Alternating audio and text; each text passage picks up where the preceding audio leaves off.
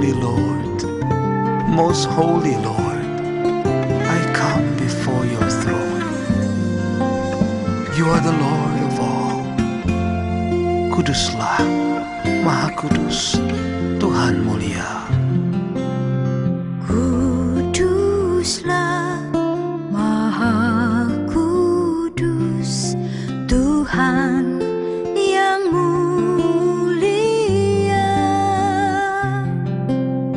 Kuduslah, Maha Kudus, Tuhan segala Tuhan. Kudus namamu, Anak Domba Allah yang memerintah selamanya. Kristus kan datang dalam kemuliaan. Ku rindu bertemu Yesus Tuhanku.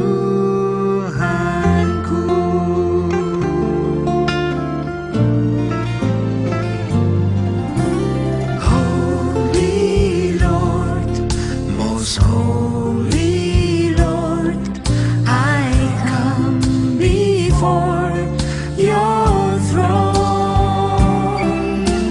Holy Lord, most holy Lord, you are the Lord of all.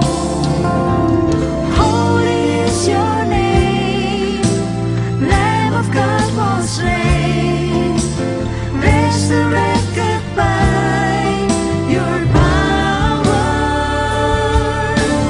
Now you're on the throne, crowned with many crowns. In the clouds of glory, we will meet you there.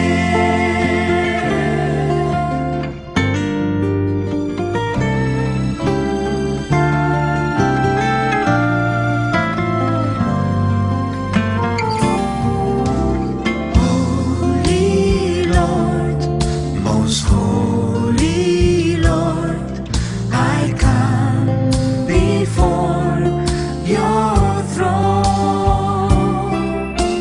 Holy Lord, most holy Lord, you are the Lord of all.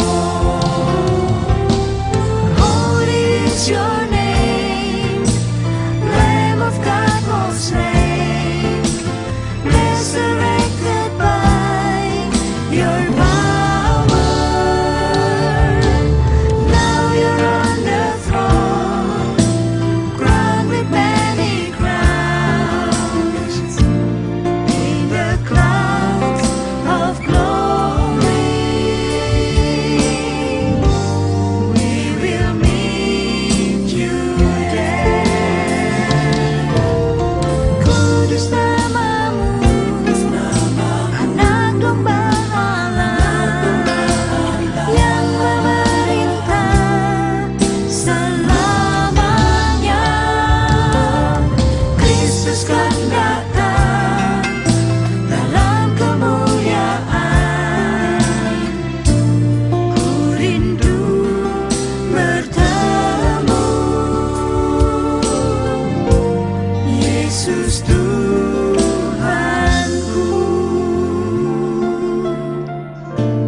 Ku rindu bertemu Yesus Tuhanku.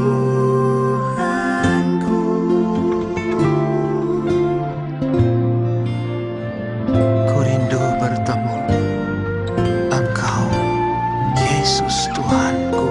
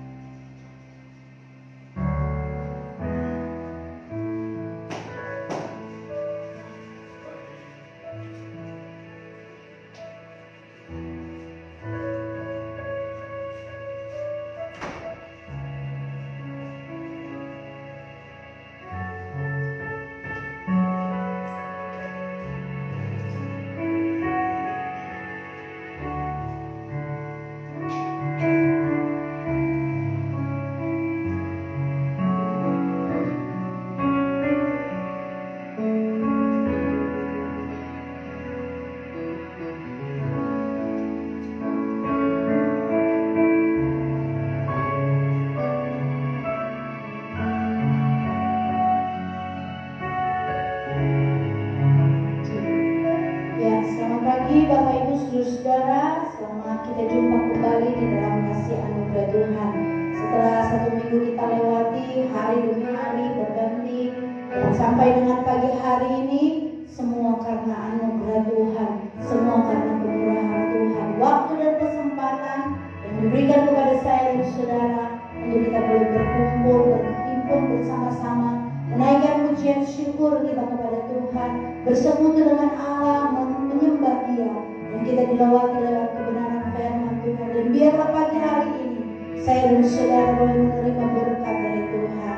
Sambil tinggal duduk saja dulu, kita akan menyanyikan satu pujian, Juru Selamatku.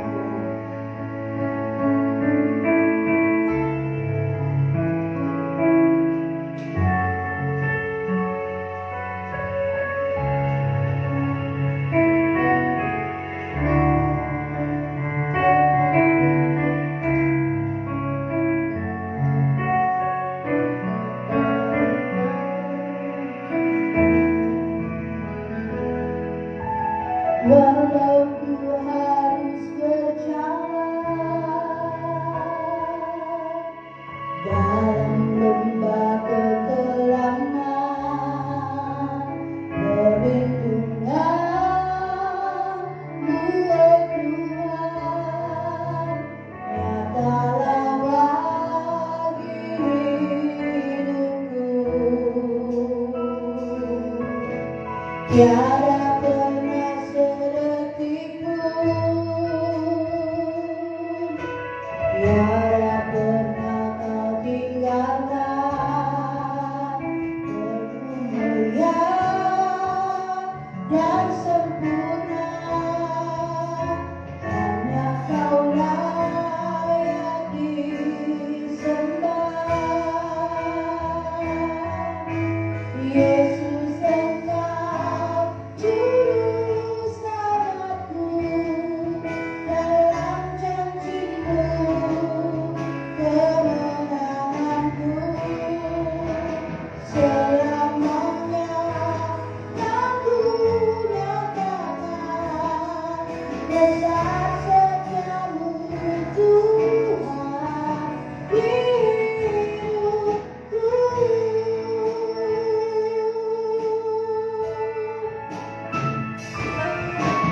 Walau ku harus berjalan dalam lembah kekelaman, perlindungan-Mu ya Tuhan, nyatalah bagi hidupku. Tiada pernah sedetik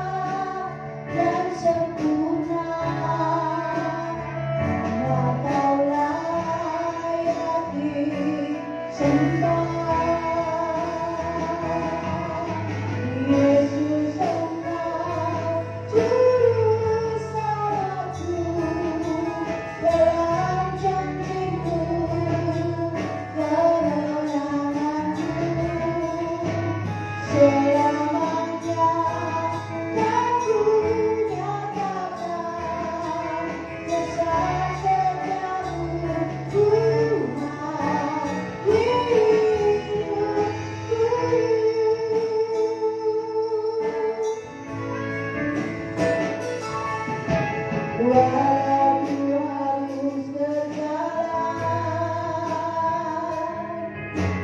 dalam lembah kegelapan, perlindungan-Mu ya Tuhan, nyatalah bagi hidupku.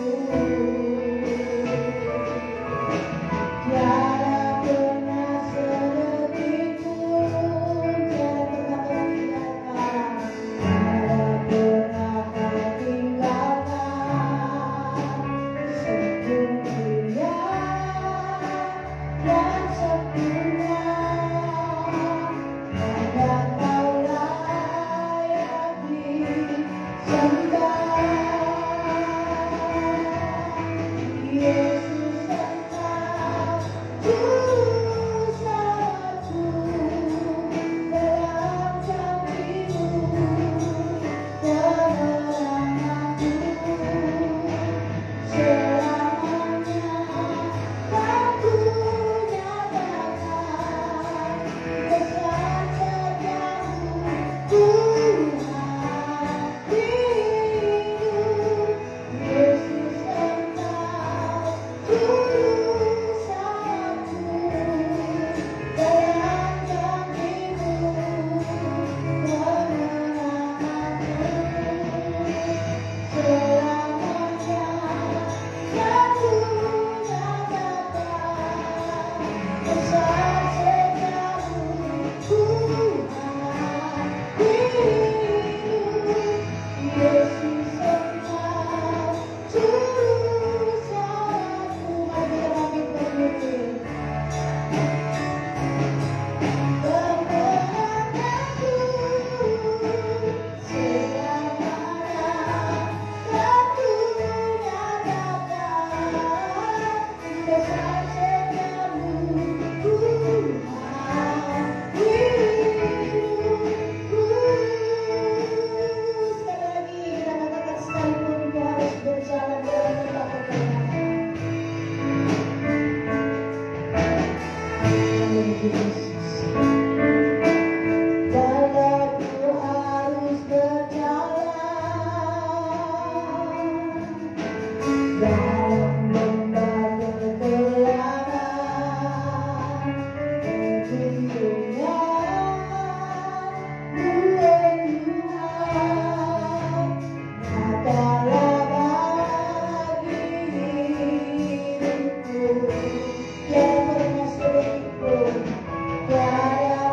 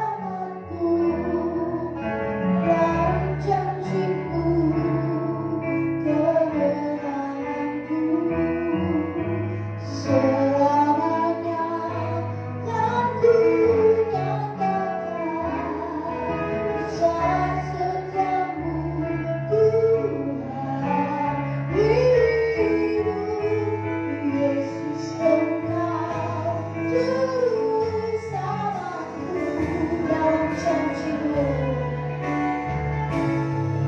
Kemenanganku selamanya. Besar setiamu, ku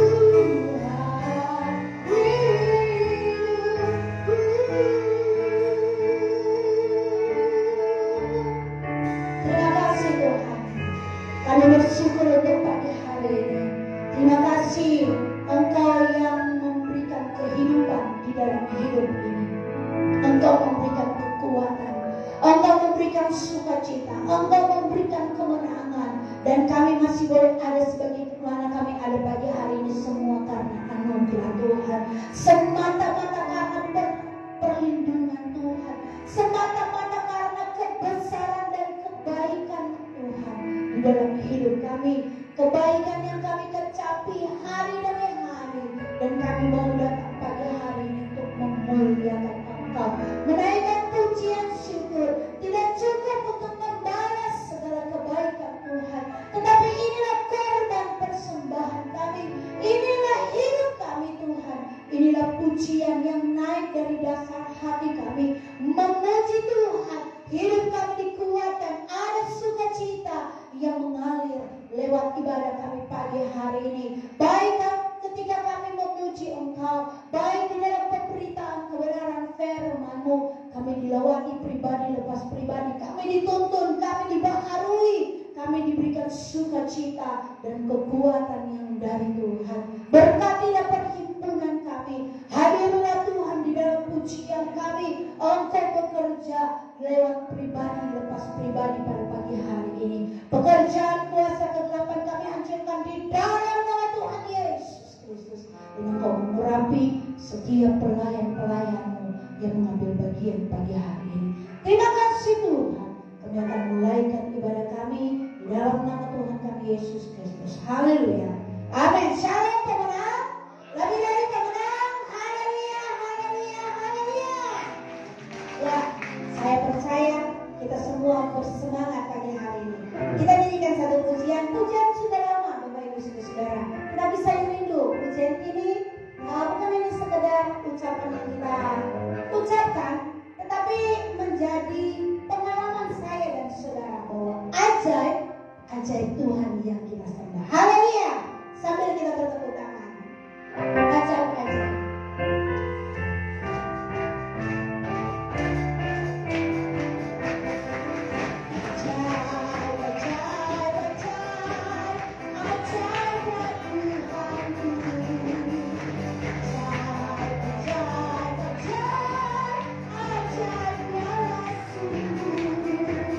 Bersama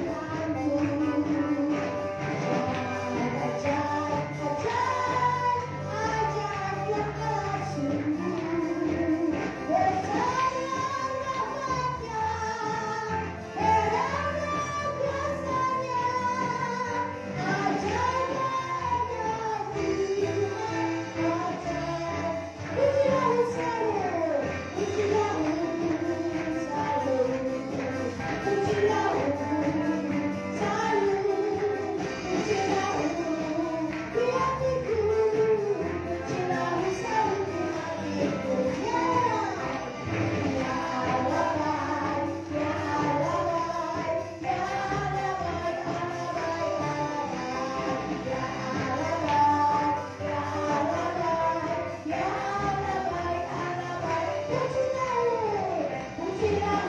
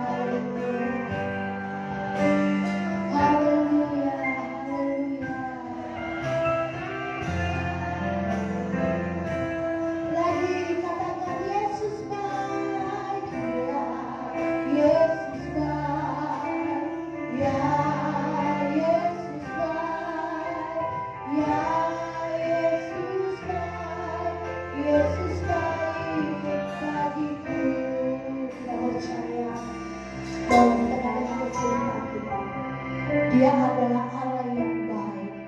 Dia adalah Allah yang tidak pernah berubah. Dia adalah Allah yang tetap sama. Dia menuntun saya dan saudara untuk kita boleh berjalan di dalam kebenaran firman Tuhan. Kita akan dengar firman Tuhan pada pagi hari ini. Kita buka hati kita. Kita minta kepada Tuhan, jadikan hati kita seperti tanah yang subur, sehingga benih firman itu tertanam dan berbuah dalam kehidupan saya dan saudara. Benih ilahi itu tidak menjadi sia-sia. Setiap telinga yang mendengar dikuatkan ada pengajaran, karena firman itu adalah pelita bagi langkah kaki kita. Kita nyanyikan pujian-pujian. Haleluya. Terima kasih Yesus. Terima kasih Yesus. Haleluya Yesus.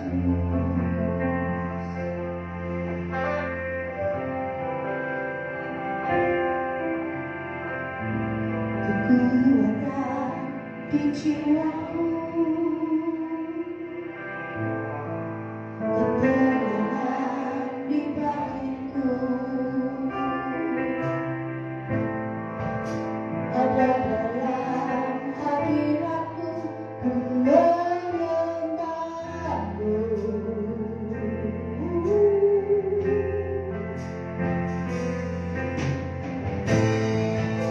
Tersungkurku di kakimu,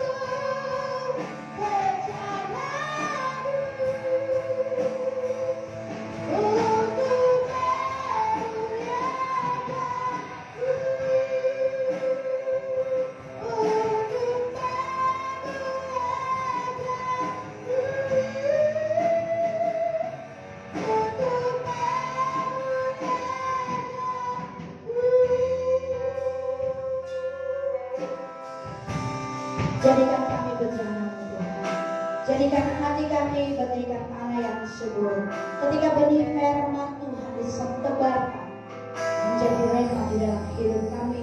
Kami bukan hanya menjadi pendengar yang setia, tetapi kami menjadi pelaku-pelaku firman. Firman memberikan kekuatan, firman memberikan tuntunan, firman adalah pelita. Tuhan tolong urapi hamba-Mu. Sampaikan perkataan Tuhan, taruh perkataan-Mu kepada hamba-Mu, supaya kami semua mendengar dan kami mengerjakan. Terima kasih Tuhan. Kami mengucap syukur sampai firman Tuhan dalam nama Tuhan Yesus Kristus kami berdoa. Amin. Ya, anak-anak sekolah minggu nanti akan gereja anak di atas.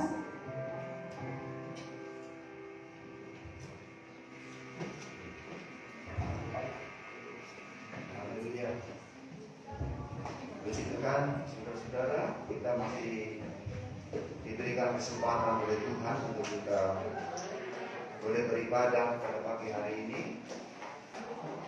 Tentunya satu anugerah yang sangat besar di dalam hidup kita. Hari-hari ini kita masih boleh melewatinya dengan baik. Puji Tuhan. Jadi anak-anak ke atas akan dilayani oleh gembala di atas dengan tim pelayanan, supaya anak-anak juga diisi dengan kerohanian yang baik. Haleluya. Saudara, hari ini kita akan belajar tentang cerita yang sebetulnya tidak asing bagi anak-anak sekolah minggu ya. Kalau kita mendengar tentang kata Sakius, itu kira-kira yang ada di benak pikiran Bapak Ibu apa kira-kira? Kalau dengar kata Sakius, pendek, terus pemungut cukai, terus orang berdosa, apa lagi? Itu aja? Jelek. Tidak apa-apa. Jelek itu konotasinya banyak. Yang Ibu Panjaitan maksudkan jelek konotasinya banyak. Bisa jelek karena perbuatannya, bisa jelek juga karena pribadinya.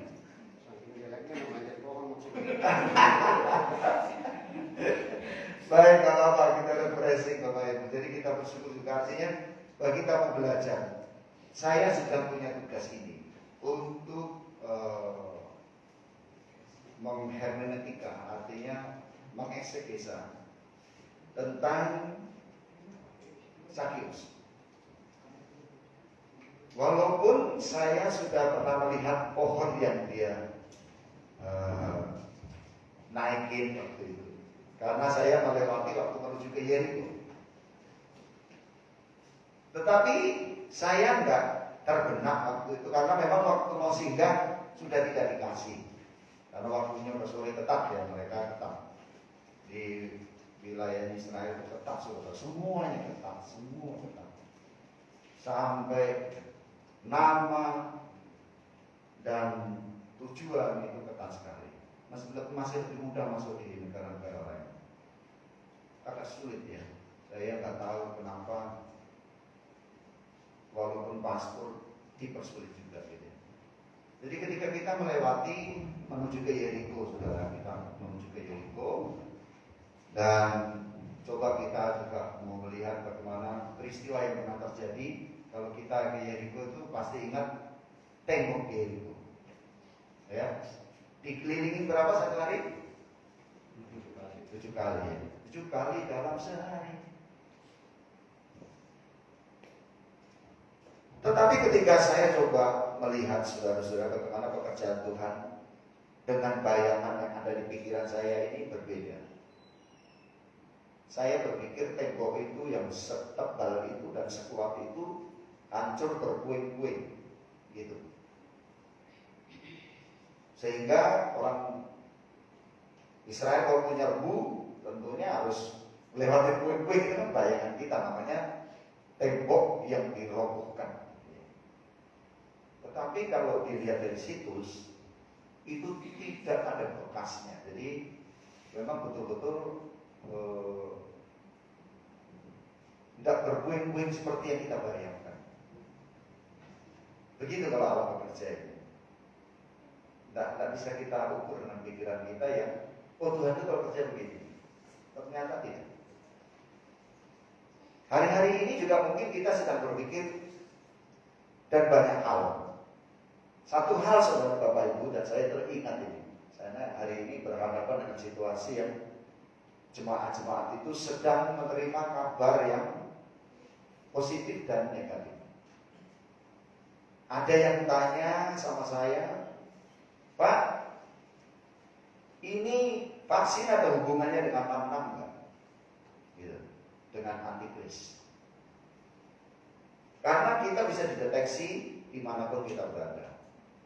Nah ini pemahaman Bapak Ibu. Jadi saya akan sampaikan kepada jemaat di sini supaya nggak berpikir terlalu jauh, karena kita sudah ikut seminarnya Profesor Doktor yang dia adalah dosen besar di sebuah universitas juga yang ada di Manado juga, yang ada di Pulau Jawa juga. Bahkan dia memang ahli, dia meneliti, dan tidak ada kandungan yang seperti orang-orang katakan ada unsur-unsur menuju ke 66. Nah sekarang gini, kalau saya lebih baik berdiam diri, karena berdiam dirinya gini, biarkan para pakar meneliti.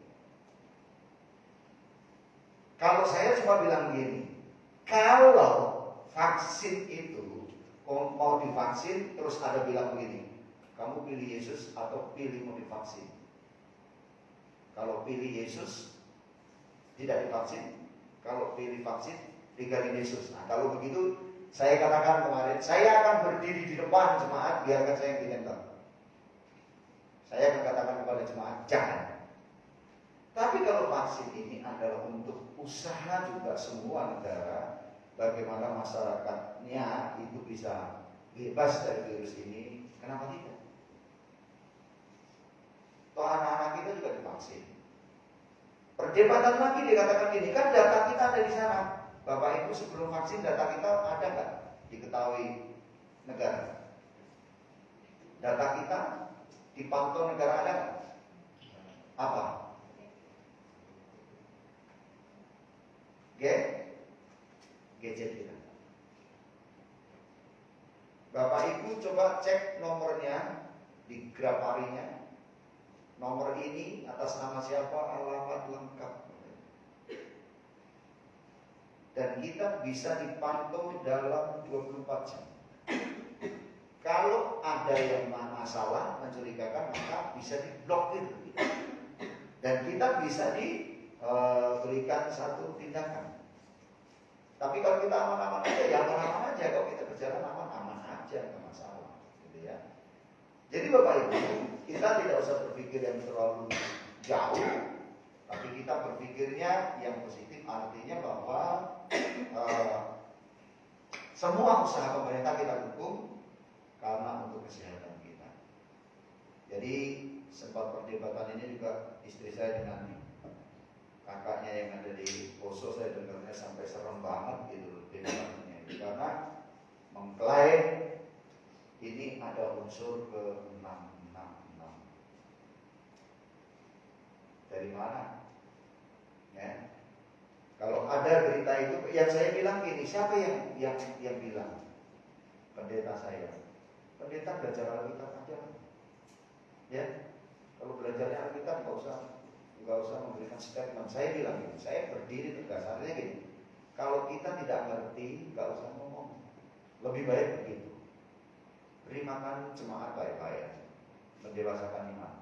Tapi kalau ada pilihan yang menyimpangkan iman, baru kita bertindak. Begitu, artinya bertindak untuk menolak atau tidak. Kemudian kan yang semua, loh, yang lain juga menolak ya. Menolak itu kan antar pro kontra. Terus dihubungkan kan presiden kita kan diinjeksinya nggak sungguh-sungguh katanya. Semua dan ini faktor Bapak Ibu, saya berharap jemaat jangan itu mengembangkan sesuatu yang akan berurusan dengan undang-undang ITE. Kita harus bijak menjalani hidup ini karena apa? Kalau saya sebagai pemimpin berstatement salah, maka dampaknya adalah ke saudara-saudara. Gitu. Waduh, kelirunya banyak nih. Udah banyak pakar kok saudara, nggak apa-apa gitu. Pro kontra nggak apa-apa, kalau orang nggak mau itu nggak masalah. Tapi jangan pengaruhi yang lain karena akan ada undang-undangnya, akan kena saudara. Kalau kita mempengaruhi atau mengajak, kita berharap bahwa kita cermat. Kadang-kadang bagaimana kita mau bisa menghubungkan ke anak kita baca Alkitab aja nggak pernah. Ya, kadang-kadang jemaat begitu kan dipengaruhi dengan ini. Kadang kita baca Alkitab pun tidak. Baca Alkitab pun kadang lupa, kadang banyak lupanya lah gitu ya. Jadi ketika kita kekeh memegang itu, prinsip menjadi prinsipal. Artinya bahwa kita harus bertanggung jawab dengan prinsip yang kita buat. Nah, kalau prinsipnya keliru, ya kita harus bertanggung jawab. Harus konferensi pers kalau di negara, atau saudara harus mengakui kesalahan itu. Tapi bagi saya berbicara dengan teman-teman hamba Tuhan, kita tidak membuat satu statement. Artinya kalau itu program pemerintah, karena pemerintah itu juga adalah hamba Allah, karena pemerintah itu datang dari Allah mengusahakan kita. Kalau cuma diimunisasi, kan anak-anak kita juga kan divaksin, diimunisasi. Ada dulu juga MMR ya, MMR ya, MRI ya, kalau nggak salah ada juga. Tapi itu pilihan. Nah, makanya yang dikatakan ini dulu, buktinya di vaksin ada yang begini-gini. Kita harus jujur, kalau memang kita sakit, anak-anak juga kalau sakit nggak boleh divaksin, nggak boleh. Anak-anak panas itu nggak boleh, karena berdampak, gitu kan. Nah, ini yang kejujuran setiap kita. Nah, kalau saya bilang kalau saya divaksin, vaksin aja, kalau masih boleh, karena tensi 180 per 120 masih boleh. Nah, berarti masih ada harapan bisa divaksin. Tetapi yang perlu adalah tindakan kita untuk kita tetap berjaga-jaga gitu ya saudara, karena sifatnya virus ini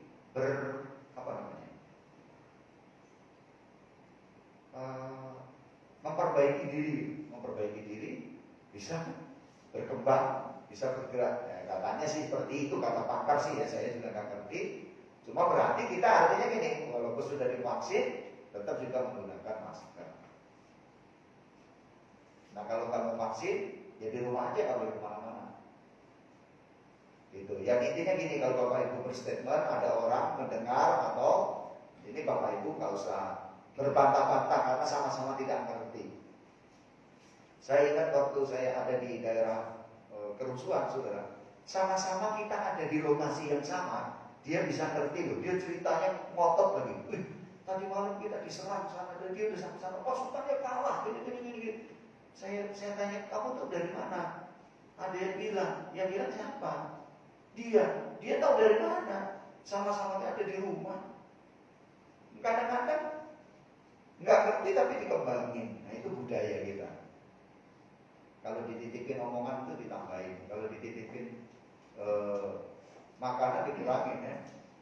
Kalau dititipin omongan ditambahin. Wow, saking nggak senengnya ya udah. Saya nggak senang dengan Pak Panjaitan. Wah, pas ada orang ngomong ke Pak Panjaitan, udah pas tuh.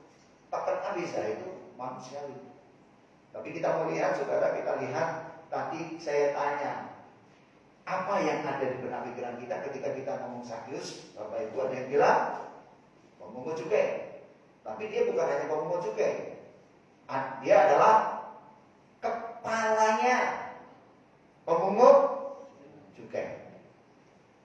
Pak Om bilang berdosa. Memang Yahudi paling benci dengan pekerjaan ini.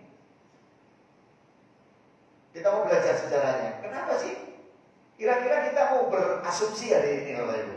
Kira-kira gini, kenapa dia ini kan kira-kira Sakyus itu kaya apa miskin? Kaya. Kita ngebayangin sekarang nih, ada orang kaya di sekitar kita, suruh berbuat aneh sendiri gitu. Kira-kira mau nggak? Biasanya orang kaya itu jaim kan. Orang dia duduk aja udah, orang lihat itu sudah berwibawa. Nah ini Sakius yang kepala pemungut cukai yang kaya, yang notabene orang Yahudi itu paling benci karena apa? Dia anggap, nanti kita lihat, dia bukan hanya berdosa, dia dibandingkan juga dengan pesudar, dia juga dibandingkan dengan pendosa, Bapak Ibu. Tapi kita lihat breakthrough-nya dia, terobosan yang ada di hidupnya dia. Kenapa sampai dia bisa berjumpa dengan Yesus? Kapan dia kenalan dengan Yesus? Waktu dia naik di pohon ara, lalu Tuhan melihat dia, lalu dia bilang gini, Sakius, turunlah, aku mau mampir ke rumahmu. Kapan kenalannya? Orang dia juga belum tahu, cuma dengar Yesus itu apa. Dia mau tahu lebih dekat. Kalau saya renungkan, tadi malam saya merenungin, Tuhan, sebetulnya saya nggak ngomong pun, baru mikir aja Tuhan udah tahu. Sebetulnya kebutuhan kita nggak minta pun Tuhan udah tahu, betul? Tetapi Tuhan bilang, mintalah. Artinya dalam minta itu ada satu tindakan usaha. Karena Tuhan itu nggak memberi dalam bentuk benda, betul? Kalau kita minta Tuhan berkati saya terus Tuhan kirim duit ini, itu cerita dongeng, betul kan? Nenek tuh lihat terus minta duit, orang kesel banget dan naik di atas rumah, dijamin apa? Karung diizinkan pecah apa? Tapi pernah dengar cerita ya waktu SD, dijatuhin, begitu jatuh, kaget, dibuka isinya koin emas. Wah, itu kan namanya dongeng. Jangan-jangan kita kadang-kadang suka seperti itu, berpikir itu benar. Tapi saya pernah menghayal, saya udah jadi pelayan Bapak Ibu. Ketika saya mentok tidak ada uang sama sekali, saya berpikir ini, Tuhan, kalau saya jalan di pinggir rel ini, ada kayak nemu uang segepok gitu. Atau mungkin uang seberapa kayak gitu. Karena saya pernah berjalan Bapak Ibu, sama sekali di kantong saya tidak ada uang sama sekali. Saya jalan dari mana? Harmoni menuju ke Cendrawasih. Saya berjalan sampai melihat kanan kiri di jalan ada kayak jatuh 1.000, 2.000. Kalau orang nggak ada Bapak Ibu, 500 rupiah itu rasanya gede. Makanya saya kalau belok kanan ada tukang parkir itu saya mau beli. Saya bukan karena memberi karena dituntut dia, cuma saya bilang gini, kalau nggak ada uang 500 itu juga gede. Tapi kalau Bapak Ibu ada uang di rumah kita, 2.000 itu berarti kan. Lalu coba cari di tempat mesin cuci, di bawah tempat tidur, ada duit kayak gitu. Tapi kalau 100.000 dicari kan? Cari. Karena itu gampang hitungannya gitu ya. Tapi kalau yang ada kecil-kecil gitu, lupa. Saya suka lupa. Saya kalau lupa itu paling gede-gede 20.000, paling gede pernah paling gede 50.000. Itu udah lupa. Saya bikin lupa kayak 1 juta gitu. Bagus ya. Tapi kalau yang kecil-kecil sudah nggak perhitungan. Tapi ketika kita nggak ada, maka itu kan akan kita cari. Kita mau lihat sekarang tentang pemungut cukai ini, yaitu di dalam Lukas pasal 19 ayat 1 sampai 10. Tapi munculkan ayat ini dulu, kita baca dulu supaya saya nggak usah lama-lama di situ, supaya cukup waktunya. Saya berikan judul buah perjumpaan dengan Kristus. Ada buahnya itu penting ya. Karena nanti kita akan tahu Bapak Ibu ya. Kita di kitab Wahyu ditulis ada pelataran, ada ruang suci dan maha suci. Tabernakel Musa. Tabernakel Daud beda. Tabernakel Daud pelataran langsung maha suci. Makanya kita suka nyanyi, masuk ruang maha kudus. Itu dulu gak sembarangan, itu harus imam besar. Kakinya dikasih kerencengan. Kalau dia umpamanya tidak kudus hidupnya, maka dia mati di situ. Tidak boleh dia masuk ambil, harus ditarik. Karena kalau siapa udah masuk mati juga. Nggak sembarangan, langsung tarik kalau udah nggak bergerak-bergerak. Apa kejadian ada? Ada. Makanya imam juga harus dikuduskan dulu. Nggak sembarangan ya. Jadi bagaimana kita berjumpa dengan Tuhan? Nah ini kita lihat. Kita tidak mau menjadi orang Kristen yang halaman, tetapi kita akan masuk ruang suci. Kemarin kita bahas, aduh Tuhan, luar biasa juga. Senang juga sudah kita belajar mengaku kalopsis, membuka, mengeksegesa, artinya menyelidiki. Ternyata firman Tuhan itu dalam, saudara. Satu kata aja kita bisa khotbah, bisa berminggu-minggu. Nah ini satu berikut saya akan khotbahkan secara keseluruhan, tetapi saya mengeksegesinya tidak semua, gitu ya. Tidak membuka semua, tapi kita lihat ada beberapa hal aja. Poin bagaimana Sakyus. Ayat 1 sampai ayatnya yang ke-10. Yuk kita baca satu perikop ini. 2, 3. Yesus masuk ke kota Yeriko dan berjalan terus melintasi kota itu. Di situ ada seorang bernama Sakyus, kepala pemungut. Nah, kepala ya, bukan pemungut juga aja. Nanti soalnya ada kepala, ada pemungutnya. Jadi ada anak buahnya gitu. Tapi dia kepala pemungut juga. Dan dia seorang yang, seorang yang kaya, bukan nggak kaya ya. Ia berusaha untuk melihat orang apakah Yesus itu. Jadi dia kenal nggak sebetulnya? Nggak kenal. Tapi kenapa Tuhan bisa kenal? Nah, itu rahasia kehebatan Tuhan Maha Tahu ya. Tetapi ia tidak berhasil karena pertama orang banyak. Berarti yang ngikutin Yesus banyak nggak? Banyak banget. Kemudian masalah yang kedua adalah sebab badannya pendek. Makanya waktu saya ke Israel, saya diolok-olok sama rombongan saya, dia bilang ini, mana Sakyus? Mana pendeta Sakyus kita? Saya nggak marah saudara, memang nggak ada tubuh saya begini. Saya senang aja. Daripada saya marah terus nggak diajak ke Israel, lebih baik saya senyum-senyum diajak ke Israel. Nggak apa-apa ya.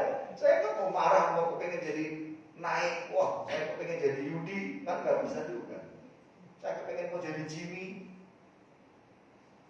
Mungkin Jimmy juga berpikir saya kepengen pendek kayak Om. Kan sebetulnya orang kan begitu. Mana ada yang puas nih? Ada untung-untungnya. Kalau ngambil ke bawah, yang pendek lebih cepat, betul? Kalau loncat ke atas kita kalah. Tapi orang pendek orang bilang banyak akalnya. Jangan macam-macam kalau orang pendek. Saya banyak akalnya, ya. Karena saya adalah kelompok Sakyus. Kalau ketemu mana Sakyus? Sampai sekarang sudah ketemu sama saya. Tapi karena yang ngomong orang kaya, saya kalah aja sudah. Saya bilang ini nggak apa-apa kok mau hina saya.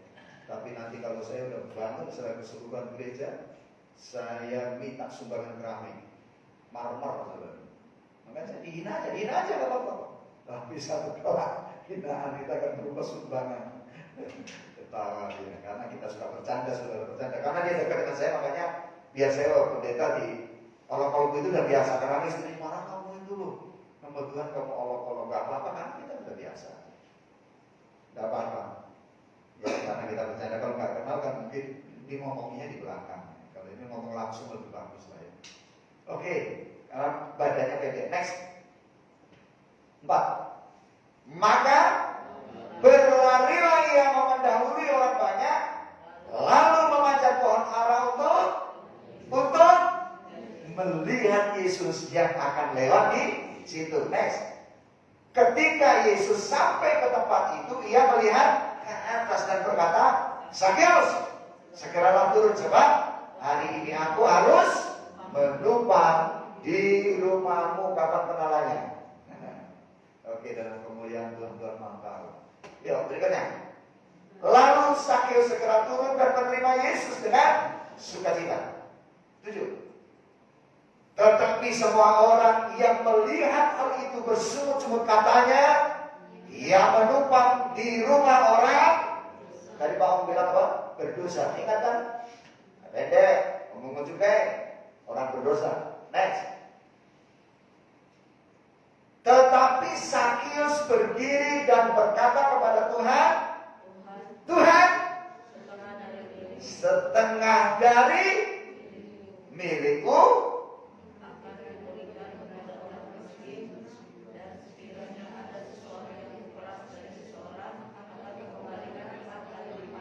Luar biasa, ini bisnis yang hebat ini.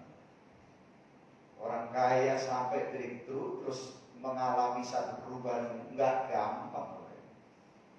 Kalau hati kita nggak berjumpa dengan Kristus, kita jadi orang Kristen cuma di pelataran. Di pelataran itu nggak diukur, tidak diperhitungkan. Akan ada di masa 3,5 tahun aniaya. Nah, saya berpikir Bapak Ibu, kita berpikir supaya kita masuk ke dalam. Karena di dalam itu ada praise and worship. Ada pujian dari kemarin waktu kita ngomong begitu, jadi ketika kita sedang berdiskusi dengan dosen, lalu saya bilang sama istri saya, engkau di pelataran. Iya kan? Engkau tiap minggu ada di gereja. Lebih aktif dari Bapak Ibu. Dia nggak absen, kecuali sakit. Dia ada di mana? Pelataran. Kalau berbicara halaman, nggak usah berbicara orang luar, saudara. Kita punya rumah, halaman milik siapa? Milik kita kan? Nah, nanti kita satu kelak kita bongkar sendiri bagaimana kita akan berbicara tentang mesma bait Allah itu, supaya kita mengerti kita harus menerapkan hidup kita hari-hari ini. Ya.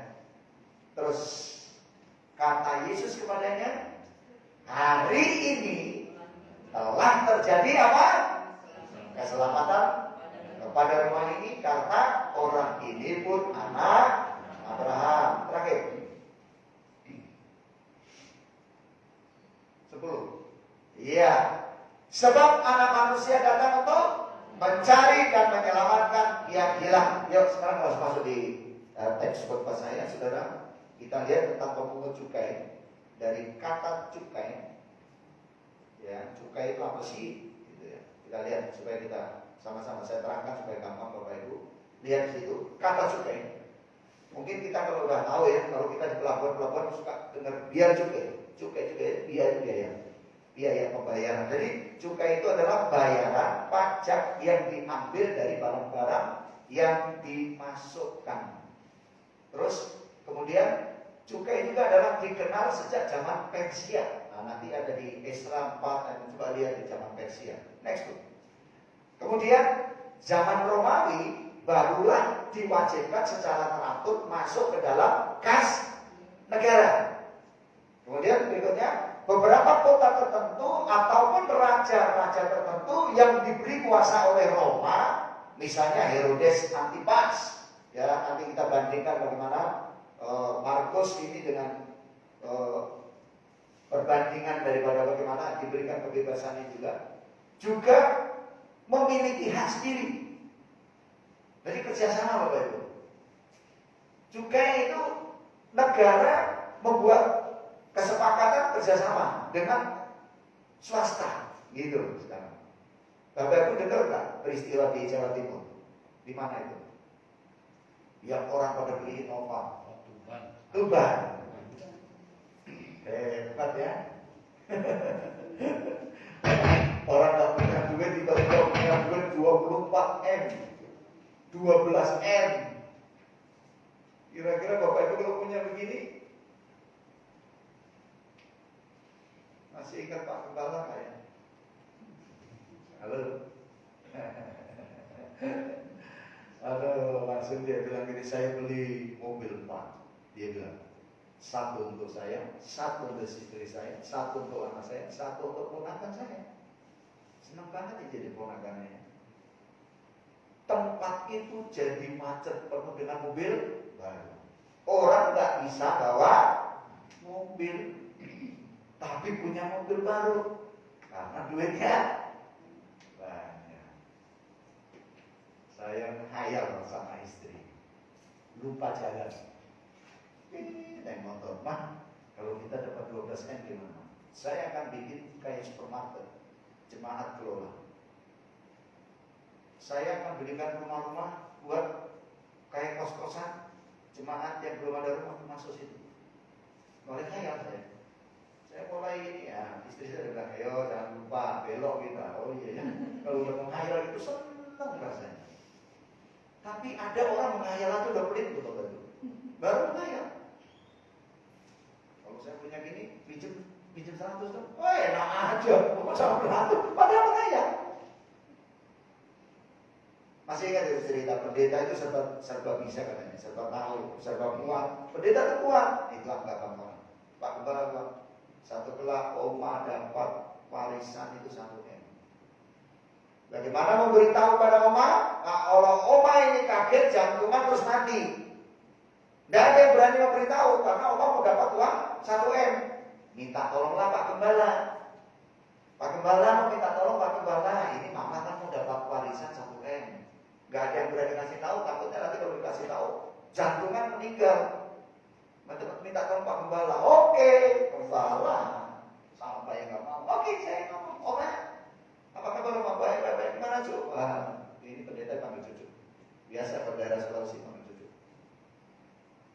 Lalu dia bilang gini, Oma, berbicara berkat ya Oma ya. Bagaimana kalau kira-kira Oma dapat 1 M?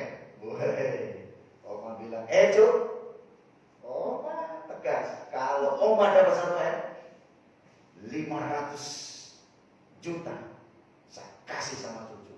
Kalau pendeta yang pelau sudah pingsan. Saya nggak ngerti kalau itu jemaat terus dapat seperti itu. Saya ngebayangin saudara bawa persekutuan ke gereja gitu. Langsung saya beli belakang ini semua. Dari atas ke Tuhan, cocok untuk parkir banyak sekali Tuhan. Kalau Tuhan izinkan, boleh untuk perluasan gereja. Boleh kita berdoa. Boleh? Boleh berdoa. Masalah Tuhan jawab apa enggak? Terserah Tuhan. Kita berdoa aja gitu ya. Artinya punya visi memperluas. Next, saudara. Karena kita begitu kita diuji dengan keuangan nggak mudah. Tapi kita lihat ini, ya pemungut cukai ini. Kita lihat kenapa sampai Zakheus tercatat di Alkitab. Pendosa loh, menjijikkan loh kan? Ibu tadi bang, jelek itu, mah betul. Orang Yahudi lihat dia itu apa? Bukan hanya jelek bu, jijik. Tapi kenapa dia mau ketemu dengan Yesus? Dan orang kaya ini mau naik-naik pohon cari pekerjaan. Apa dia nggak bisa bayar orang suruh undang untuk Yesus ke sini? Banyak duit pak. Suruh pada mikir beri kesempatan saya. Kira-kira bisa nggak? Atau paling tidak kerjasama dengan Yudas. Yudas kan bendaharanya. Nah Yudas ini ada sedikit angpau nih. Kalau nggak mau buka jalan juga saya bisa lihat. Karena banyak saya nggak bisa lihat. Tapi kenapa dia sampai lakukan hal ini? Kita akan terus dulu lihat. Ya, cukai tersebut disewakan para orang-orang swasta, saudara. Orang-orang swasta ini mempunyai pegawai-pegawai untuk melayaninya. Makanya ada kepala, ada anak buahnya. Namanya kepala pemungut cukai atau pemungut cukai. Jadi ada kepalanya, saudara. Jadi kepala PC ya, saya singkat PC itu pemungut cukai. Nah, kemudian cukainya tulis C aja supaya mudah gitu ya, nggak terlalu penuh. Next bu. Nah, tarif ditentukan sekehendaknya sehingga pemungut cukai atau PC itu dibenci oleh rakyat. Semaunya dia. Pokoknya memang menindas, saudara. Nah, sehingga rakyat menyamakan antara pemungut cukai itu dengan orang kafir. Simpel ya, saya bikin simpel-simpel gitu supaya Bapak Ibu tahu nanti ayatnya itu disamakan dengan orang kafir, terus disamakan dengan orang berdosa, disamakan dengan wanita sundal. Betul tuh, jelek sekali, jijik. Itu Zakheus. Tapi kita lihat hidupnya memang seperti itu. Tapi bagaimana ketika berjumpa dengan Yesus? Next, yuk. Nah, Zakheus itu dalam bahasa Ibrani-nya adalah bentuk singkatan untuk namanya Zakaria, disingkat jadi Zakheus atau Zakaria, atau memiliki arti yang murni. Di terjemahan ayat dikatakan Tuhan mengingat kembali. Hebat ya, dari namanya aja, Tuhan mengingat kembali. Nah, pemilihan nama ini paling terkenal adalah pemungut cukai dari Yeriko, yaitu Zakheus. Next. Seorang pemungut cukai yang memanjat pohon untuk dapat melihat Yesus dengan lebih baik. Nah, itu terkenal kalau kita ingat Sakyus itu pasti ingat, oh dia naik pohon ara untuk melihat Yesus gitu ya. Next. Kita lihat dulu tentang Sakyus ini. Nah, dalam ensiklopedia dikatakan bahwa dari nama Ibrani dan Aram, Sakai, ya, bentuk singkat dari kata Sakaria. Dalam bahasa Yunani-nya, dalam Strong 21295 itu dikatakan Sakraios, ya. Jadi of-nya itu adalah maskulin. Maskulin tahu nggak Bapak? Maskulin tahu? Gender, ini gender. Dalam bentuk gender maskulin. Maskulin tahu? Laki-laki, betul. Maskulin itu laki-laki. Gendernya. Sekarang kan ada kelompok transgender. Trans itu apa? Transaksi. Ya, perpindahan ya, betul ya? Trans itu perpindahan. Transgender itu perpindahan. Dari laki bisa ke perempuan, dari perempuan bisa ke laki. Transgender. Nah, gendernya Sakyus itu adalah maskulin. Maskulin itu laki-laki. Paham ya? Jadi kalau ada bilang, oh Sakyus itu perempuan, enggak, dia maskulin, laki-laki. Nah itu namanya Sakyus. Next. Apa yang dapat kita pelajari tentang Sakyus? Nah itu kita pelajari. Kalau anak-anak mungkin cuma ingat, Sakyus orang pendek, kecil betul iya, dia manjat pohon ara, hendak melihat Yesus. Yesus datang kepada Sakyus, turunlah. Ada guru sekolah minggu cerita dengan banyak keliru. Ada waktu itu ada yang bernama Lazarus. Lazarus naik pohon ara untuk melihat Yesus. Muridnya tanya, gurunya, anak-anak sekolah itu tanya, tante, salah tante, bukan Lazarus. Dia mana? Dengar dulu, tante baru cerita. Dia bilang gini, kan namanya Lazarus tante, bukan Lazarus tante, Sakyus. Dia diam dulu. Nah, waktu Tuhan Yesus datang, langsung bilang sama Lazarus, hei Lazarus, turun kamu. Itu bukan tempat kamu, itu tempatnya Sakyus. Maka Lazarus turun dan Sakyus naik untuk melihat Yesus. Ya, gurunya bilang ini. Makanya kalau tante mau cerita, diam dulu, dengar dulu. Guru nggak pernah ada yang kekurangan akal Bapak Ibu. Ya, itu. Bisa jadi betul-betul sama dengan pendeta. Ya.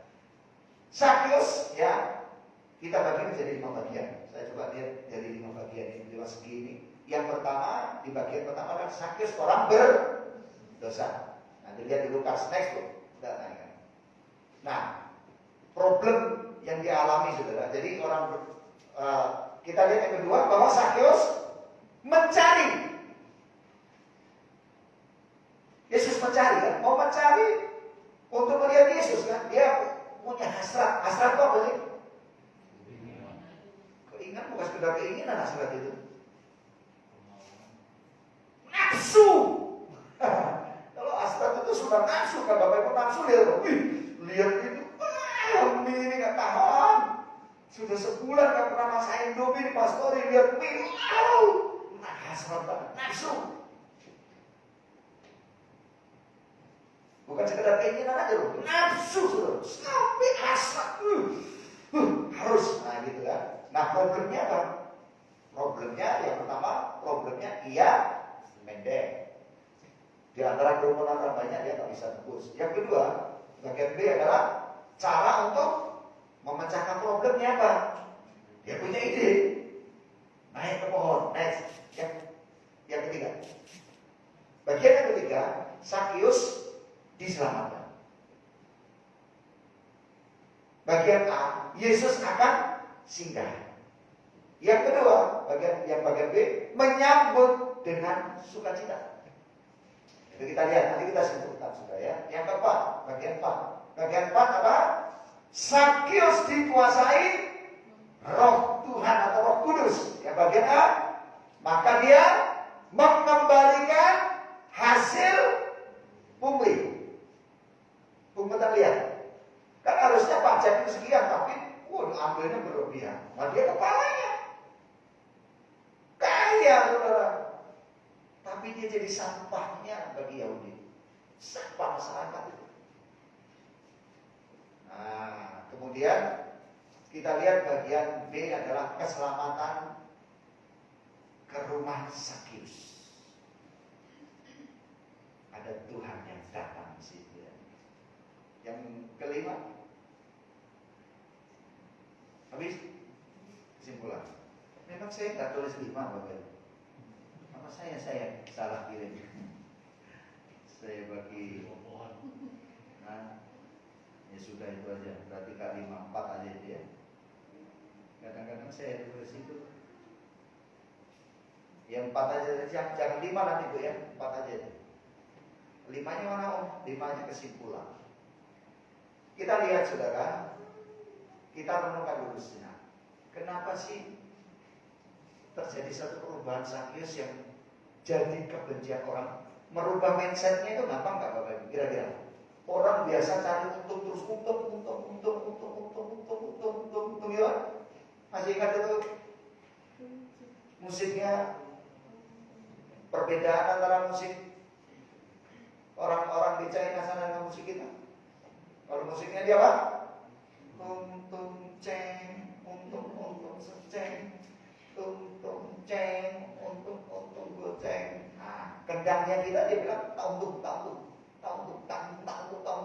tapi senang loh. Tauntung ya kalau berbeda tauntung loh. Gak untung kok senang. Kalau dia serius, untung ceng, berjeli, untung ceng.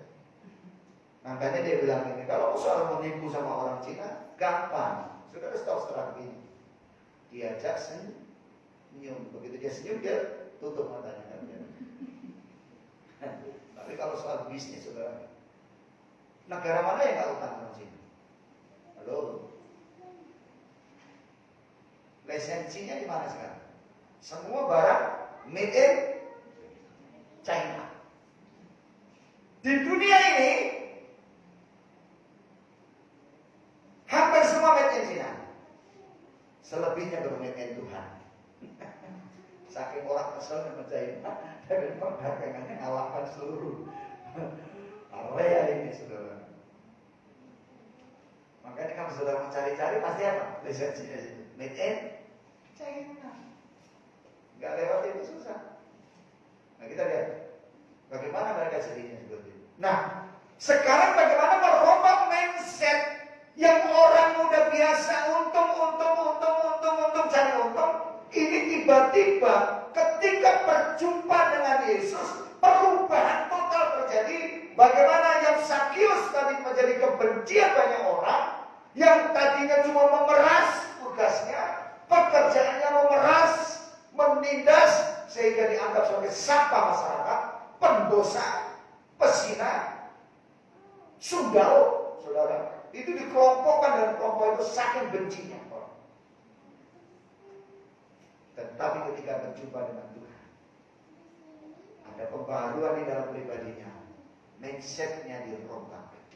Roma 12 ayatnya yang kedua, berubahlah oleh pembaharuan akal budimu. Amin. Amin. Mindsetnya dirubah Bapak Ibu. Bukan bodinya. Bodinya Sakius dirubah nggak? Tetap Sakius. Orang kena di Sakius. Makanya ketika Tuhan sampai situ, orang marah nggak? Ngapain Tuhan di situ? Orang pendosa itu. Maka muncul ayat yang ke-10 tadi. Tuhan bilang apa?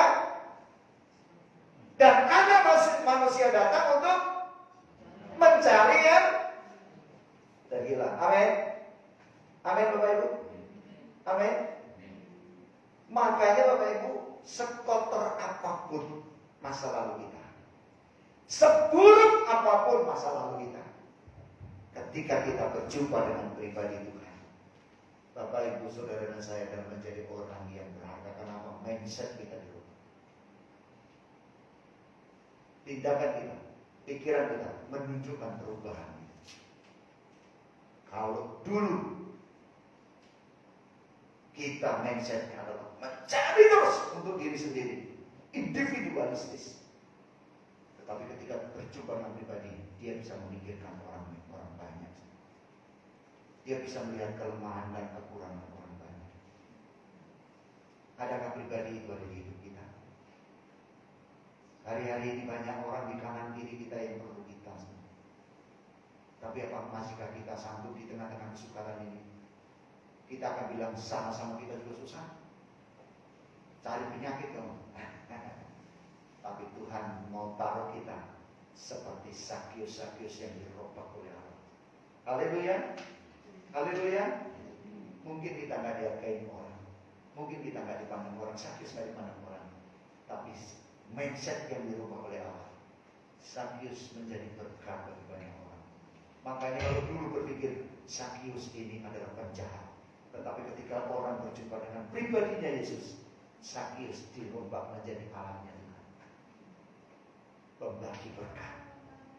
Haleluya. Haleluya.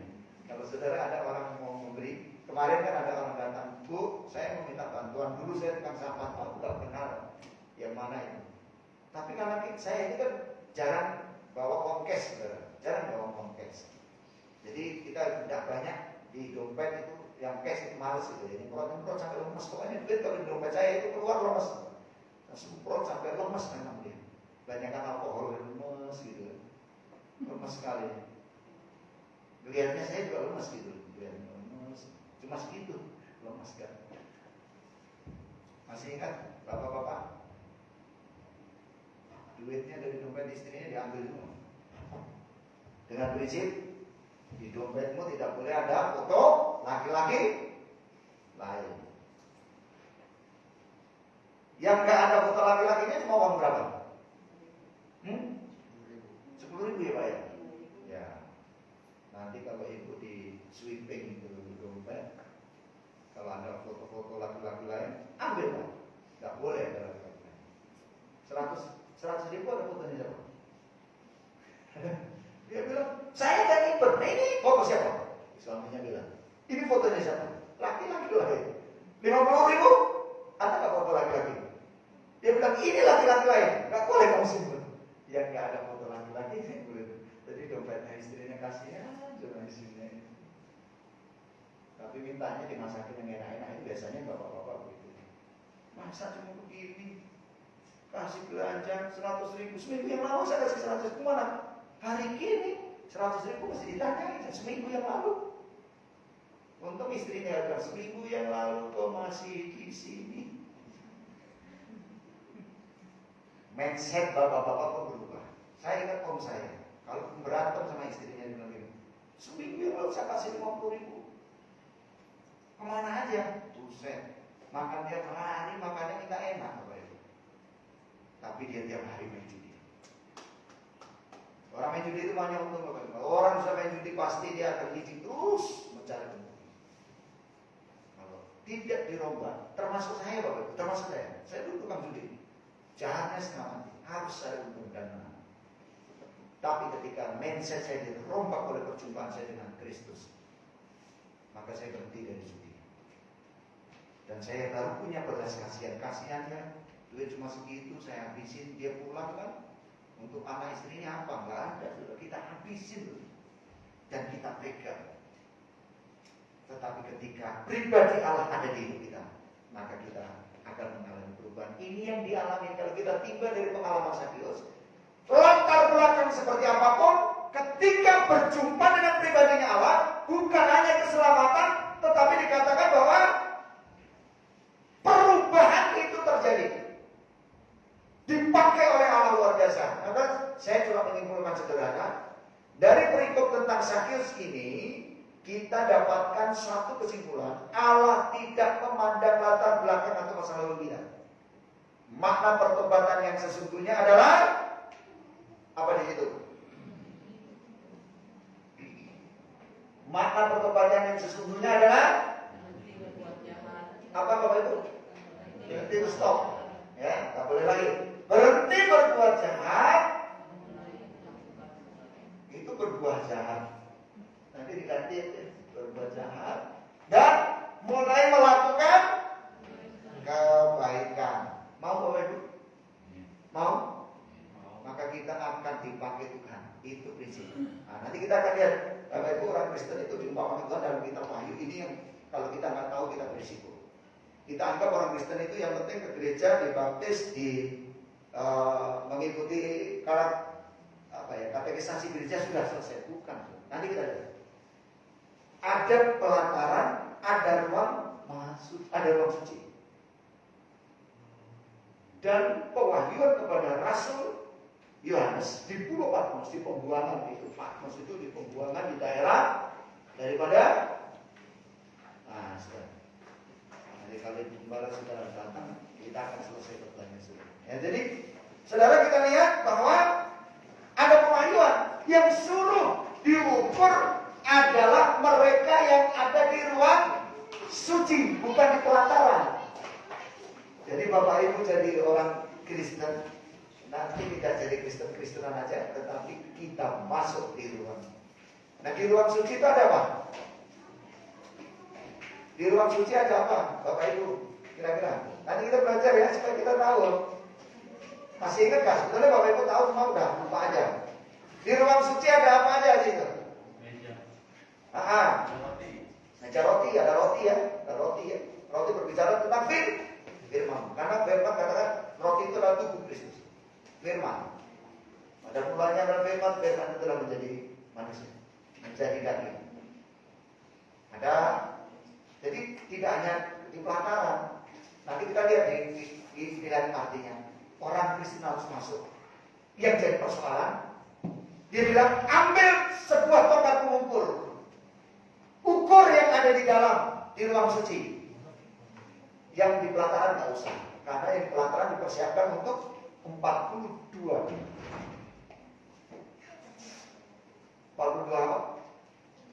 hari, 42 bulan, bukan hari, bulan akan masuk menginjak-injak kayu suci. Bayangkan, Antikristus datangnya dari mana?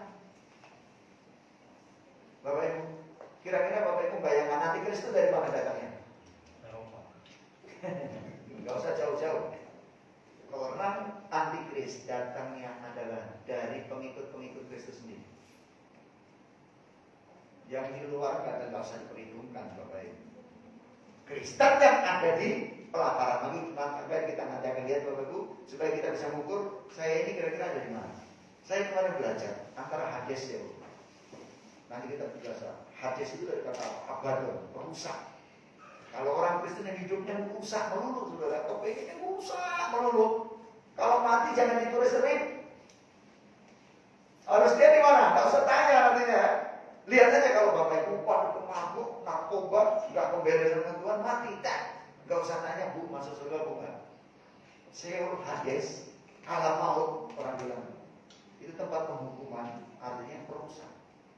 Orang yang hidupnya merusak terus, hidupnya trouble terus, ya maksudnya situ. Tunggal aja nanti, itu neraka kecil orang bilang. Belum neraka sesungguhnya, neraka sementara. Anak-anak Tuhan, kita harus jeli hari-hari ini. Kita menyikapi keadaan ini dan kita akan menyerahkan hidup ini kepada Tuhan. Dan Yesus memberkati. Tentang Sakius kita tidak lagi berbicara tentang Sakius pendosa, pemungut cukai, tetapi Sakius dirubah oleh Allah. Amin. Dan kita pun bisa dirubah oleh Allah. Haleluya. Kita bisa dipakai oleh Allah. Oke, kita akan angkat satu pujian.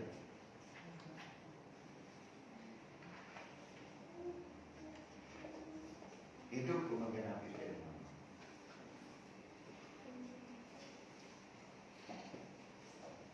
Sebelum saya serahkan pada gembala, kita akan menaikkan pujian.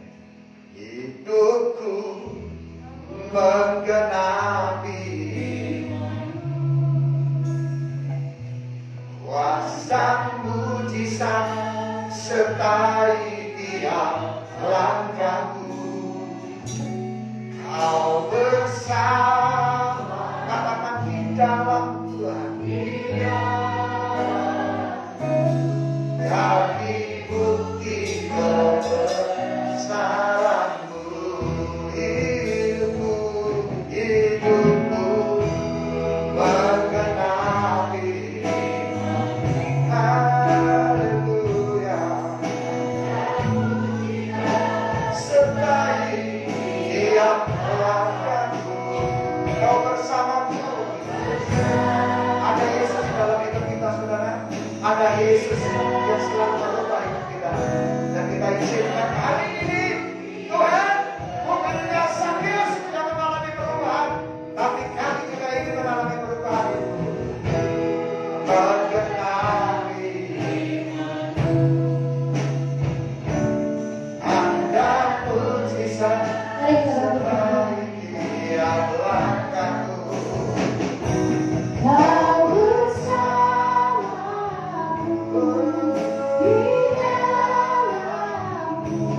jadi bukti kebesaran-Mu. Tuhan Kau setia, sempurna. Tuhan Kau sempurna dalam rencana-Mu dan karya-Mu. Ku serahkan hidupku, berikan dengan roh-Mu.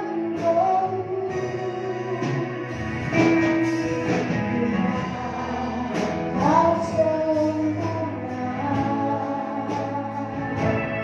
dalam rencana-Mu dan karya-Mu.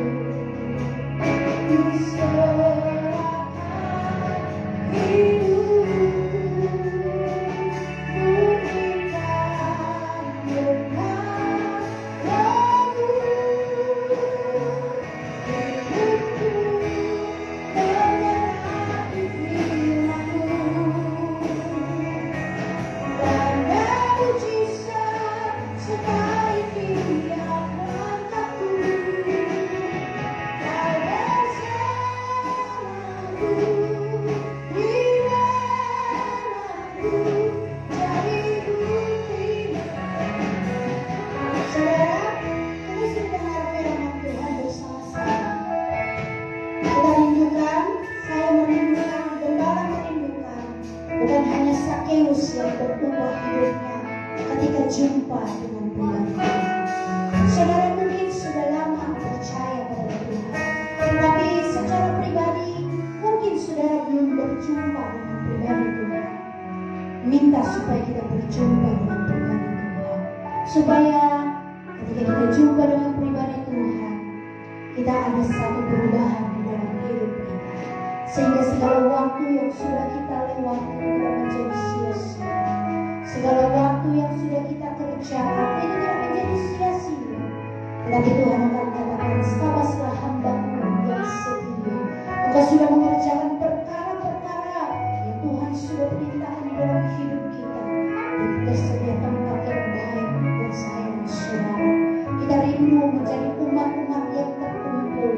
Kita rindu menjadi umat-umat yang terpilih, umat-umat yang diangkat oleh Tuhan. Karena itu yang janji firman, itu yang saya dan saudara ingin kejar selagi kita ada di dalam dunia ini. Tetapi persyaratan untuk menjadi orang-orang yang di dalam golongan terangkat itu bukanlah perkara yang gampang. Itu bukanlah perkara yang ringan, tetapi membuat saya dan saudara menjadi kuat, membuat saya dan saudara terpacu untuk kita boleh melihat satu perubahan di dalam kehidupan kita, membawa perubahan di dalam keluarga kita, membawa perubahan di dalam karakter dan tabiat saya dan saudara. Terima kasih Tuhan, terima kasih Yesus.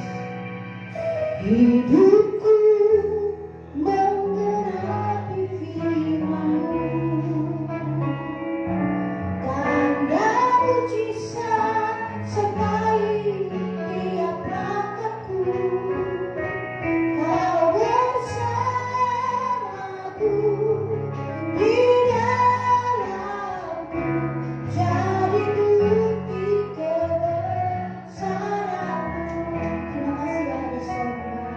Firman-Mu yang sudah kami dengar, biarlah itu menjadi pelita bagi langkah kaki kami.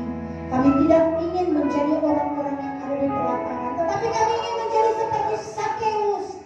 Ketika jumpa dengan pribadi-Mu Tuhan, kami ada satu perubahan di dalam hidup kami, ada satu perubahan di dalam prinsip kami, ada satu perubahan di dalam karakter kami, menjadi karakter Kristus, bukan menjadi karakter kami, tetapi karakter-Mu ada di dalam hidup kami. Berkati kami semua, tolong kami Tuhan, supaya kami mampu melakukan kebenaran firman Tuhan, supaya hidup ini berkenan di hadapan Tuhan, supaya Engkau menjadikan kami sebagai golongan yang diangkat oleh Tuhan. Karena kalau kami melihat tanda-tanda zaman, itu semua akan mengarah kepada kedatangan Tuhan, penggenapan firman Tuhan,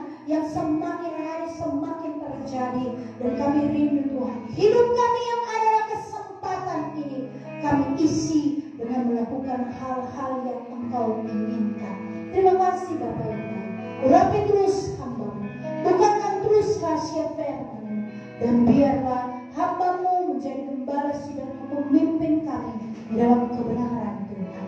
Terpujilah nama-Mu. Sebentar ketika umat-umat Tuhan akan memberikan korban persembahan, Engkau memberkati kami, Engkau memberkati setiap apa yang kami kerjakan. Engkau membalaskan berlipat kali ganda sesuai dengan janji firman-Mu, memberkati usaha pekerjaan umat-umat Tuhan, memberkati apa yang mereka lakukan, dan nama Tuhan dipermuliakan. Dalam nama Tuhan Yesus Kristus kami berdoa. Haleluya. Amin. Silakan duduk dan kita akan membawa korban persembahan. Ajaib, ajaib, ajaib Tuhan.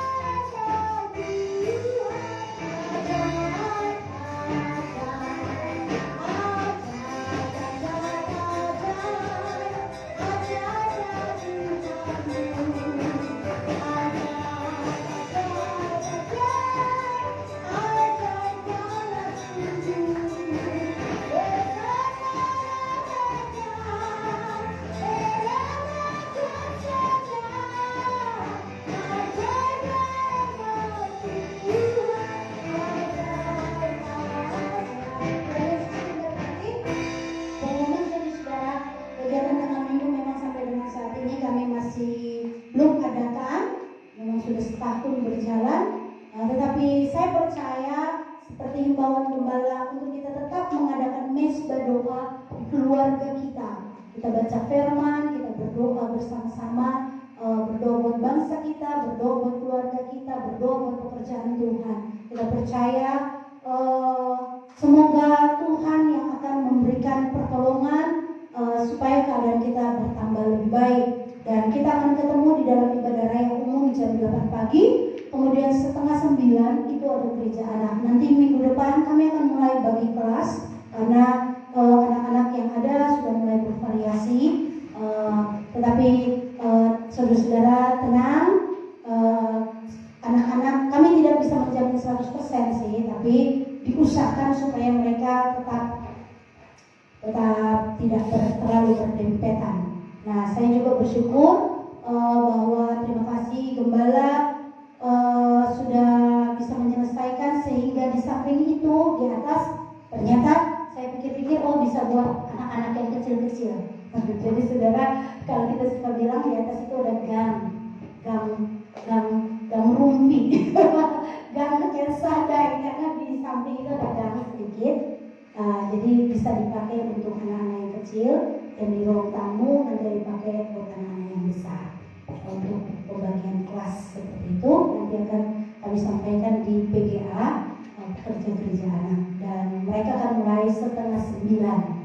Jadi hanya 1 jam, tadi hanya 45 menit. Jadi kami usahakan, tapi bersyukur di atas itu terbuka, jadi bukan ruangan yang tertutup. Nah saudara, perlu kami sampaikan karena memang ada beberapa orang yang berdiskusi, ada yang bertanya, ada yang debat panas. Ya, jadi sudah? Ya, jadi kita hati-hati, saudara-saudara juga. Saya bilang sama saudara kami, kepada orang tua kami, kita harus hati-hati karena ini nanti kalau saudara punya prinsip sendiri, misalnya saya nggak mau divaksin, ya udah kita aja. Kita tidak boleh propaganda kepada orang lain. Apalagi kami sebagai pemimpin, karena semua tidak perlu lewat vaksin, tapi lewat HP kita, saudara, kita bisa terpantau. Pemerintah memantau kita. Kepada siapa kita mengadakan chatting, apa yang kita ucapkan. Nah, itu harus hati-hati ya Bapak Ibu. Karena saya nonton di TV, itu akan ada undang-undangnya. Jadi orang yang menyebarluaskan pemikiran keputusan untuk tidak mengikuti vaksin ini dianggap memprovokasi orang lain untuk menolak rencana program pemerintah, dan itu dianggap melanggar undang-undang IT. Jadi kita harus hati-hati. Kami pun hati-hati. Kami juga sebelum mungkin ya gembala dan saya sebelum kami menyampaikan, kita sudah bertanya kepada banyak orang, diskusi kepada banyak orang. Jadi sebelum kita mendapatkan satu kesimpulan, kemudian kita mencari dulu, baru kami beritakan kepada saudara. Jadi hati-hati kalau kita sendiri belum tahu dengan pasti terus kita meyakini orang. Hati-hati loh, apalagi lewat media sosial. Nah itu paling bahaya saudara. Lebih baik kita ngomong langsung, itu nggak terdeteksi. Tapi kalau lewat media sosial itu akan dibuka. Kalau misalnya ada sesuatu hal, ya pemerintah bisa buka apa chatting kita, apa media sosial kita bisa. Jadi seperti itu ya, kami sampaikan. Kita berharap semoga dengan adanya program pemerintah itu bisa setidak-tidaknya menstabilkan lah ya. Jadi saya juga berharap kita bisa, anak-anak bisa sekolah lagi, gereja bisa pulih lagi. Kalau kegiatan sih saya rasa ada bapak ibu yang masih tidak bekerja. Maksudnya karena pandemi ini nggak ada lah ya, semua bekerja. Jadi artinya Gembala katakan kepada saya juga, pemerintah itu tidak membatasi kita di dalam melakukan kegiatan, yang dibatasi kerumunan seperti itu. Nah jadi kita rindu anak-anak kita juga bisa belajar seperti biasa, kegiatan kita seperti biasa. Ya walaupun masih tetap menggunakan masker, ya tidak apa-apa. Setidak-tidaknya kegiatan kita itu bisa tetap kita lakukan dengan baik. Nah, jadi kita doakanlah supaya dengan adanya vaksin ini Tuhan menyertai dan menolong, dan supaya kembali keadaan boleh pulih seperti itu. Tuhan Yesus memberkati. Yang berhari ulang tahun buat Ibu Ica tanggal 16 Februari, buat Pani 17 Februari. Ini belum didoakan kemarin? Pani belum ya. Ya, jadi ya hari ini juga tolong doain katanya. Cici saya berulang tahun hari ini. Jadi ada pesan khusus, tolong doakan. Kita berdoa buat saudara-saudara anak-anak kita yang ulang tahun. Mari kita bangkit berdiri. Ya, saya mengundang saudari Pani untuk maju ke depan dan didoakan. Atau saudara-saudara yang mungkin berhari ulang tahun belum didoakan oleh gembala, boleh maju ke depan. Mungkin bulan lalu, mungkin 2 minggu yang lalu, yang belum pernah didoakan boleh maju di depan untuk didoakan oleh gembala. Kami memuji